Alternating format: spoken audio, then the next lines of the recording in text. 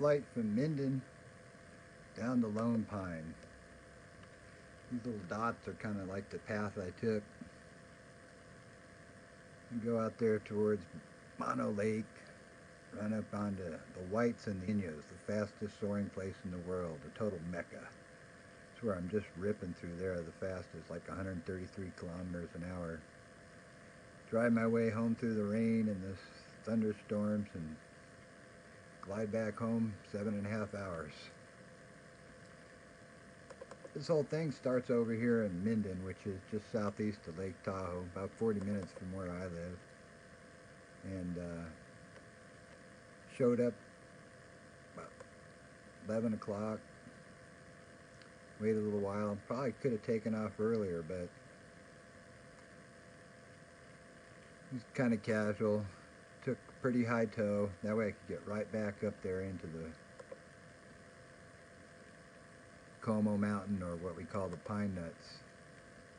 As you can see from this picture, you get 16,000 right there. You can see back into Lake Tahoe. It's kind of beautiful, but we want to go the other direction. We want to go to the pine groves. So that's looking the direction we want to go, and you can see some clouds starting up. Very nice. From there we're going to go to the north side, the pine groves, where I'm going to get kind of low because you have to cross the Smith Valley where there's no lift. There's no problem. As you can see in the picture, we got some little clouds starting to pop just early in the morning and stuff, and we'll get up to them. So from here you can start to see Mono Lake, and just barely see on the left there where we want to end up down there at the White Mountains. Now there's some clouds over here to the left, so I divert a little bit left or east. And from the picture you can see these clouds, and that's what we call a cloud street. It's taking me right where I want to go, and all I got to do is follow underneath it. And it's still not as perfect as I'd like. I get about halfway across Mono Lake where there's no phones, no civilization, no place to land. But even here at 14,000, 16,000, I can make it over the lip and land down there at Benton or someplace to save myself. Boundary's really coming into view now. When I get to the edge of the lip here right before Montgomery Pass, I want to get as high as possible. Coming into Boundary is always kind of a nightmare. Coming in low down there, I've had my ass kicked a few times. So here I'm at 18,000. But as luck would have it, I didn't lose any altitude. I'm going to show up over at Boundary. I've still got like 16,000, a perfect cloud street down the biggest race zone in the world. And it's about 2 o'clock. So I figure I can go to about 3:15, turn around and come back and hopefully still make it home. Go straight almost all the way to Bishop.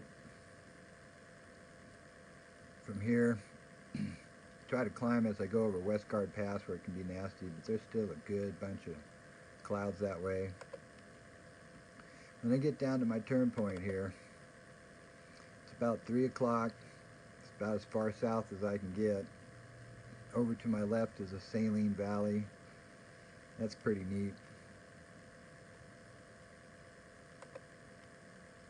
Off to the right is Owens Lake, one of those natural disasters caused by LA.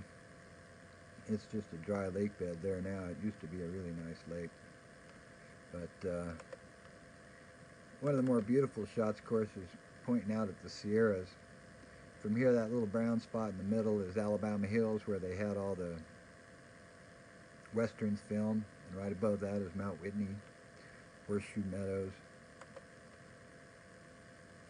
I'm going to have to try to make a turn down here about Lone Pine and then race back. Now I've changed my mind. I'm really wanting to get home.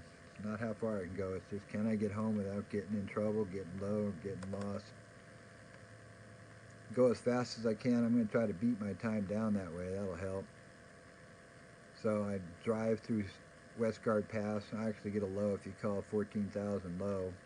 Still see lots of clouds there, so I know everything's going to be okay. I just keep driving until I get around Bishop, where I know it's going to be good. Get a nice climb there, right back up to 18. And let's see if I can get there fast to boundary and start making some decisions.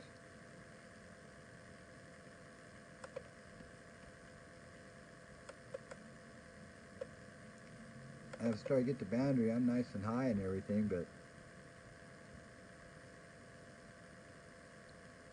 as I look out this way now, I got two bad things. I got rain to the right and clear blue over Mono Lake. And this is all of a sudden become from very easy to very tough. I'm going to try to pick the line right between the two. That might make all the difference in the world, but what you're going to find is that you get low at a place you never want to get low. And that's right on the east side of Mono Lake again. So at that low point right there, I'm got no place to land. I've got to get a thermal. And as it is, I get a pretty good monstrous thermal. Get right back up to 18 from being in total misery to having it made. But it's total black on the way home. Give you an idea, when I get down to Mount Patterson, everywhere I look is raining. So here's a picture of Patterson, and you can see all the gray and virga, which is rain that doesn't hit the ground. I still continue on though, and try to head towards home, only to find myself really low or too low to make it home. Rain around me, but I hit this monstrous thermal. You see 800 feet per minute up.